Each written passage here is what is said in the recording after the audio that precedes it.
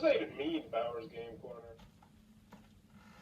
Ahoy there, YouTube! I'm back again today for another game review. And today, very excited to check out Robots Battle for the Coal Heart from Sherwood Games. This is for 3 to 6 players, ages 9+. It'll take about 30 to 90 minutes to play. And Robots Battle for the Coal Heart, you are going to be constructing your own asymmetrical robot and then fighting with that robot and mining with that robot and trying to destroy everyone else's robot or trying to build your robot completely. And it has some mechanisms from Puerto Rico, which is one of my favorite games of all time. It's about robots trying to destroy each other, which I'm all about. So it should be a great game, right? Let's open it up and I'll tell you what I think. Alrighty then, we're going to take a look at what you're going to get inside of Robots Battle for the Coal Heart. First and foremost, we have a handy dandy rule booklet, 22 pages, double-sided, full color, a couple pictures, illustrations, examples, but it's not a well-done rule booklet. The rule booklet is very, very frustrating, and pretty much each time you play, you're going to have, between 2 and 5 questions of, I can't find this in the rule booklet. I'm not exactly sure how this works. And sometimes you will find it, and it'll just be in a spot that you weren't expecting, but other times it just doesn't feel like it's covered in the rule booklet, which is disappointing, especially considering, it really shows that they tried to make this a good rule booklet. They have specific FAQs for different characters and specific FAQs for different gear cards, and still just overall, it's not a well-done rule booklet. You're going to be going to it a lot, and it's just going to be frustrating, I think, for most people. So let's take a look at the components and the gameplay. But in this game, what you're going to be trying to do is you're going to take a robot and you're going to try and build all 11 pieces of your robot. If you do that, you win the game. Other way to win the game is by breaking all the other robots by taking them down to 0 health. This is actually a very straightforward game. So I'll show you the components and how it works. So first and foremost, each player is going to get their own unique robot board, and each one is going to be a little bit different. Yes, they're going to have different colors, but they're also going to have different quirks. Each robot is asymmetrical. Like some will be better at mining, some will be better at getting gear, some will be better at fighting. They're going to be better at different things once you equip the different parts. So each part of the robot that you're going to grab at the beginning of the game of your specific color is going to allow you to gain a special ability. Maybe it lets you attack more. Maybe it's going to make you better at mining, or maybe it's going to make it this one. No player may attack you when you select the fight action. They're all going to have different quirks. And if the game were better, you would actually want to play through it and try out all the different robots. So on this board, it's also very useful because it's going to tell you the different actions that you can take by taking those tiles up here, which we'll talk about in a little bit. How much your attack currently is, your health points, what happens when you get broken, resource spots, and then tips up here. And these tips are specifically related to your particular robot, which is really cool as well. They're not just generic game tips, but they're about your robot, and you'll be like, oh, these two sync together, so maybe I should build those two first so I can start getting this, cool combo going. And there's a lot of cool combos in this game, which I'll talk a lot more about later. So next, you're going to have these cards right here. These are gear cards, which you'll be drawing when you select that action. And the main thing you need to know is there's deluxe gear and there's regular gear. So this is deluxe gear. It's a little bit better than regular gear. And if you pick the deluxe, if you pick the gear action, you get to choose deluxe gear. Or if you have a special piece of equipment, you get the deluxe gear. And if not, you just get a regular gear when they're picked. But these will heal you. These will make you do more damage. These will allow you to steal the coal heart, which is very important. These will allow you to get resources. They do a variety of different things. So next up here, we have the quarry. This is where you're going to go mining when you do the mine action, and this will be random from round to round to round. So let's talk about the star of the show, which is action selection. So this is an action selection game. If you've played Puerto Rico, this game should be very familiar to it in its mechanisms, because how it works is, on your turn, you are going to select an action, and then you are going to get a special perk. Everyone is going to get to do that action, but you're going to get a slightly better version of that action. So, I also want to note that we have 7 up here. This is only if you're playing a 6-player version of the game. So most of the time, you're only going to deal with these 6 right here. So let's talk about these 6 actions. First action you can choose on your turn is very simple, and that is the mining action. So you'd take it, you'd flip it over, and then you are going to be the first person to mine from the quarry. So you take that, and then everybody else will take 1. And then at the end of this, there should be 2 left, because you're always going to put +2 based on how many players there are. So if there's 4 players, you'd have 6, which is what I've set up. So you get one of these 2 as well. And boom. And then you're going to, at the end of each mine phase, then you're going to replenish this once again with 6 resources again. So you'd reach into the bag right here. You'd randomly pick out 2. and that. So when someone picks an action, everyone's going to get to do that action, and then the turn order is going to, the next player is going to take their turn. The first player card does not pass, though, at this point. It's only at the end of the phase. So next, the next player might say, you know what, I am going to upgrade. So how upgrading works is, boom, flip it over. It's very self-explanatory. This is where you are going to get to build different parts of your robot. They recommend for time purposes just to all do it at the same time. And when you select that action, you get to build gear at a cost of 1 less resource. Now, how you build the different gear is right here. So let's just say, I look at my resources that I got here. I got blue and black, but I only have to spend the black here. So boom, I'll go ahead and put that right there, which allows me to gain 1 attack. So I would go up 1 on the attack track, and then this would go back into the bag. I would also look and say, ooh, you may get deluxe gear. That sounds pretty good. So for 1 blue, I might build that. Oh, not that one. This one right here. Let's see. Where is it? I think it's that one. So I build that, and it would only cost me my 1 green. And then I might say, you know what? I'm actually going to stop for right now. I want to save these resources for later for some reason. And then everyone else is going to build as many pieces of gear as they would, or upgrades as they would like. So then the next person is going to go. They're going to select one of the 4 remaining, so they might take the scavenge. And the scavenge is the only one that only one person gets to do it. How the scavenge works is, you get to go in the bag and you get to get whatever color you want. So if you want yellow, you just take a yellow. Nobody else gets to do anything.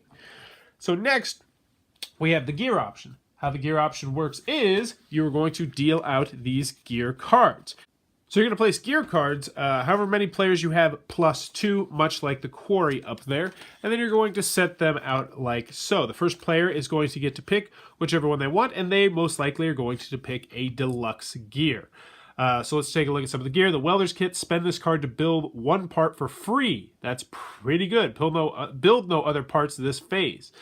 We have the sticky hands. This one's fantastic. Spend the card to steal the coal heart. I'll tell you what the coal heart is in a second. The twin blaster. Spend this card to deal +2 damage on your next attack. Rocket punch. Spend this card to steal a resource from a player you just attacked. But anywho, you are going to go around and you're going to take one of these cards. Everybody's going to get 1 card. And then it's not actually specified in the rules if these cards stay out as part of the 6, and then you put out 4 new gear cards, or if they just get washed away, then you get 6 new gear cards. I think from how we played is that you should get rid of them, because what will happen is sometimes you'll get just like a really crummy gear row with maybe like no deluxe gear, and then no one takes the gear action and they just sit out there, and that kind of isn't that much fun. But I'll talk more about that in the pros and cons. How the gear cards work is they're all one-time use special abilities, and it'll tell you at the very bottom of the card when you can use the gear card. We got 2 last ones left. First, we have the fight action. When you choose the fight action, you are going to fight someone, and everyone gets a turn to fight someone else. You can only fight 1 person per turn, and when you select the fight action, it's going to give you +2 attack. So you'll tally up how much attack you have, and then you will do that much damage to whoever you want. There's no defense in this game, none of that nonsense. It's just, oh, I have 4 attack this turn. Maybe I play the twin blasters, which gives me 6 attack this turn. I now deal 6 damage to someone else. But you also have to be sure that you're looking at your robot, because, for instance, on this particular robot, you get to do insane amounts of things like steal resources from them and heal and just do all sorts of crazy stuff when you attack other people. So you need to be cognizant of which parts you have built once you attack. But everyone's going to attack. Now, what can happen, though, when you get to 0 health is you might get broken. So what happens when you get broken? It kind of stinks. So first and foremost, you are still in the game. However, you cannot deal more than 3 damage to somebody on your turn on the same player. You can only build 1 upgrade part per phase, which means you're going to be going at a really turtle's pace. You can't heal yourself, and the only way to get back in the game is to use the coal heart. But the way the rules say it is you have to get the coal heart twice in a row, which can be incredibly difficult, especially at higher player counts, when other people are broken as well. Now, I'm 99% sure the only way to fix yourself is that you have to get the coal heart, and then you have to take the capture action. And I'll tell you about the capture action next. So essentially you have to get the coal heart and then get the coal heart again in order to fix yourself. But let's take a look at the final action, which is to capture. And to capture means that you are going to take the coal heart. You also take this, and then you are going to gain 2 health points and deal each other player 1 damage. Now, if you already have the coal heart and then you select capture, then you're going to gain 4 health points and deal each other player 2 damage, or if you're broken, you are now fixed and have 5 hit points. So I'm pretty sure that's the only way to fix yourself. But that being said, there is a particular sentence in the rules that makes it more confusing than it needs to be, but I'll talk more about that in the pros and cons. Anywho, you're going to continue to go until somebody's built all their parts or until someone has destroyed everyone else, at which point they will be the winner of Robots Battle for the Coal Heart. And that, in a nutshell, is how the game is played. Alright then, Robots Battle for the Coal Heart. What are my final thoughts? Let's go to the pros, let's go over the cons. First, on the pro side, I dig what they were trying to do with this game. And, you know, it's 3 to 6 players, so it's got a decent player count. I love the fact that each robot is asymmetrical. And each robot has its own feel and its own flavor. The robot board is very, very useful. I personally like the artwork, but I think that's a your mileage may vary kind of thing. It does look somewhat amateurish, but I do like the artwork. The components, for the most part, are pretty nicely done. It would have been nice if they would have put it on the backside what each of these did instead of just plain white backs. But that's not a big deal because they write it clearly on your board what each action does. So I'm happy with the components for the most part. I like the mechanisms in the game. I like when you take an action, that means you get to do a special action, but then everybody else gets to do that action as well, but your action is more cool. I like the gear cards, and I like how the gear cards worked. You can kind of use those willy-nilly and do stuff pretty quickly, or you can save them up and just make huge, massive attacks that can kill people in one shot, which some people are going to like and some people are going to dislike. I personally didn't mind it. There's variants that will mix it up. There's one where you're going to start off with a couple parts on there, which will shorten the game, which is a good thing. I also like the one where you can draft your own parts. In theory, I like that idea, and that's all I have to say on the pro side. Moving on to the con side, I was really disappointed with this game because I started off and I read the rules, and the rule booklet made sense when I didn't have the game in front of me. I was like, oh, this seems pretty self-explanatory. You're going to do Puerto Rico, but instead of doing Puerto Rico stuff, you're going to be building robots and then trying to kill each other. That sounds cool. There's special gear cards that do all sorts of cool things. And when we first started the game, there was this sense of optimism. It was like, oh, this is pretty neat. This is pretty simple. This seems pretty streamlined. And then the questions started to arise. Oh, how does this work? Wait, well, can I do this combination? Oh, but what happens if I have this, and then I have this, and then I have this, and then I have this? Oh, I have like 4 of these cards. Can I play them all at the same time and do like, 20 damage in one turn? And then I was like, well, let me check the rule booklet. And then as I'm checking the rule booklet, somebody's like, oh yeah, can I do this? And I was like, well, let me check the rule booklet. But I'm still checking the rule booklet from the first thing. And secretly, I'm still checking the rule booklet for some question that I have deep in the back of my head. And they're like, oh, this is how this works. And then I still have 2 more problems. And they're like, well, we'll just keep going and then we'll get to it when we get to it. And I'm just still flipping through the rule booklet, trying to figure it out. There's just too much fidgetiness in this game with how many different special abilities. Now, I appreciate the fact that they tried to make every single part on your robot, for the most part, have its own unique abilities. And that you can have these really cool combos. Like, once you get these 2 shoulders built, and then you get his thigh built, you can do like this crazy thing where you're going to heal, and you're going to steal resources, and you're going to attack, and it's going to do +2 damage. But they feel broken. Some of them legitimately feel broken. Like, the Executioner, which is the one that I had in the middle part, I'm pretty sure that when I get the Coal Heart, and when I get it twice, I'm able to do 4 damage to everybody. I'm able to steal a resource from everybody, and I'm able to heal 2 points for everybody in the game. Which, if you're playing like a 6-player game, that's healing 10, dealing 20 damage, and just stealing 5 resources. It's just stupid combinations, and it's not just this character. We looked at all the different boards, and nearly everybody had some combination that just seemed broken. It just was like, that can't be right. And then there were some that seemed like they were an endless cycle, where it's like, no, it can't be an endless cycle. And then we look at the tips, and it's like, oh, these tips, they're useful, but they don't have the information you want. Then you go to the FAQ, because each character has their own unique FAQ, and the FAQ answers really stupid questions.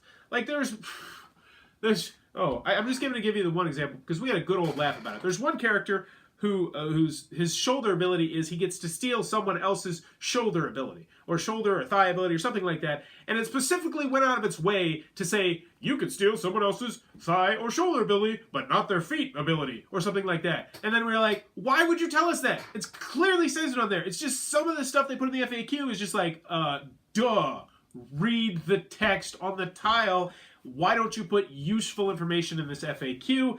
So it's just, there's some combinations that just feel broken. And in the draft mode, I played one game in the draft mode, which sounds really cool, but it's just like, you're just looking for a huge combination of brokenness. Like, that's all you're trying to do. And then some of the cards, they just feel cheap. It's like, oh, I've got this card and this card, which is going to multiply, and this one's going to multiply, and I'm already doing 4 damage, so now I'm doing 16 damage, and you know what? You're dead. You were just doing fine. You were like 12 health before, now you're dead. And it's just, yeah, there's this king of the hill thing where it's like, if you look like you're winning, once it gets to that fight action, it's just, everybody's going to pick you. Now, I have something on my end that says no player may attack you when you select the fight action, but at the same time, chances are you're not going to be able to select the fight action, which is another problem that I have with this game. Getting broken, especially in a larger player count, is really difficult to get fixed if you don't have sticky hands, because getting that cold heart twice in a row is very, very difficult, especially if you're not going to be going first anytime soon. And it just overall, as we played the first game of this, it just slowly, like, the morale was here, and I was like, oh, this sounds pretty cool, and then it just, and then it bumped up a little bit once we all realized that this wasn't a good game and we could just have fun with it. But then we realized we'd been playing for like, 80 minutes, and we're like, oh yeah, we could have been playing something better. And it just slowly continued to go downhill. And just overall, I have a hard time recommending Robots Battle for the Cold Heart for just about anybody. The rules are not well done. The combos in the game feel broken regardless of which way you're doing it. The game outstays its welcome. It's a little bit longer than I'd want it to be. There's just... I don't know. Yeah. Robots Battle for the Cold Heart. This is a very hard pass for me. Definitely one that I do not plan to play again. I will say the second game went slightly better at the lower player counts, but still, we still had questions about combinations, and we had people teaming up on other people, and it just, yeah. Not a game I can recommend. Robots Battle for the Cold Heart. This one is somewhat of a stinker. If you enjoyed this review, please be sure to click on that subscribe button down below in the comments below. Let me know, if you had a robot, what would you name your robot? For me personally, I would name it, I'd probably name it the same name as my dog, so that way when I call its name, the robot and the dog would come at the same time. In theory, I probably should have named both my kids the same name as my dog, too. That would have made things a lot easier. And I should have married a woman that had the same name as my dog. Oh my gosh. That would be something weird. I wonder if there's someone out there who has a wife and kids and a dog with the same name. I bet there is somewhere out there. Let me know in the comments below. What would you name your robot? And as always, thanks for your time, YouTube.